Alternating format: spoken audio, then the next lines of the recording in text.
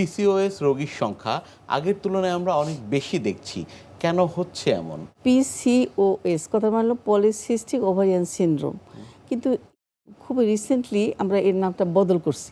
এটা পিএমওএস হয়েছে, মানে পলি মেটাবলিক ওভারিয়ান সিনড্রোম। নামটা বদল করার পিছনে কারণ হলো সবাই মনে করে কি যে পিসিওএস মানে ওভারের ডিজিজ, আসলে ডিজিজটা ওভারের না, ডিজিজ হলো সেন্ট্রাল মানে হরমোনাল। সেজন্য নামটা চেঞ্জ করা হয়েছে সবার সুবিধার জন্য। কারণ অনেকেই এসে বলে আল্ট্রাসাউন্ড নিয়ে এসে ম্যাডাম আমার ওভারিতে সিস্ট হয়েছে, আসলে তো ওভারি সিস্ট না। যাই হোক, এটা ইনসিডেন্স হলো এরকম 1 থেকে 8 জন অ্যাডোলেসেন্টের পিসিওএস আছে। কেন বাড়ছে? বাড়ার পেছনে কারণ আমরা এক্স্যাক্টলি এখনো জানি না। এটা জেনেটিক কারণ বেশি, আর হলো কিছু লাইফস্টাইলের পরিবর্তন। এখন আমাদের দেশের বাচ্চাদের আজকাল লাইফস্টাইলের পরিবর্তন হয়ে গেছে, তারা না এক্সারসাইজ করে নাকি খাওয়া দাওয়া ঠিক আছে, তাদের সব ফাস্টফুডে দেখতে কাজে ওজন যত বাড়বে ওদের যে চান্স, এটা ভাইসি ভার্সা হতে পারে। পিসিওএস হলে ওজন বাড়ে সেটাও যেমন সত্যি, আবার ওজন বাড়লেও পিসিওএস হতে পারে। তারা এখন কনসাস হয়েছে বেশি, সচেতন হয়েছে বেশি, শুনছে বেশি পিসিওএস সম্পর্কে, সেই জন্য হয়তো আমাদের কাছে বেশি আসছে।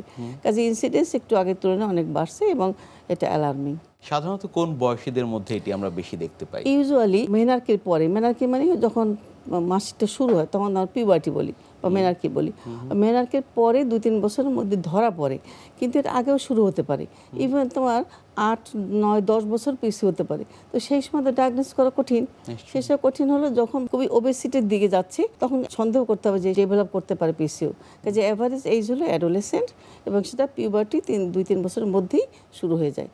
তবে একটা কথা আছে, পিএমওএস যে কোনো বয়সকে এফেক্ট করতে পারে। অ্যাডোলেসেন্ট, রিপ্রোডাক্টিভ এজ, ইভেন মেনোপজে গিয়ে পিএমওএস সিমটম শুরু হতে পারে অথবা অ্যাগ্রাভেট করতে পারে। কাজে পিসিওএস কোনো বয়সে লিমিট নাই। কোন কোন লক্ষণ উপসর্গ দেখে ধারণা করা যাবে যে পিসিওএস বা পিএমওএস সেটি আসলে হতে পারে?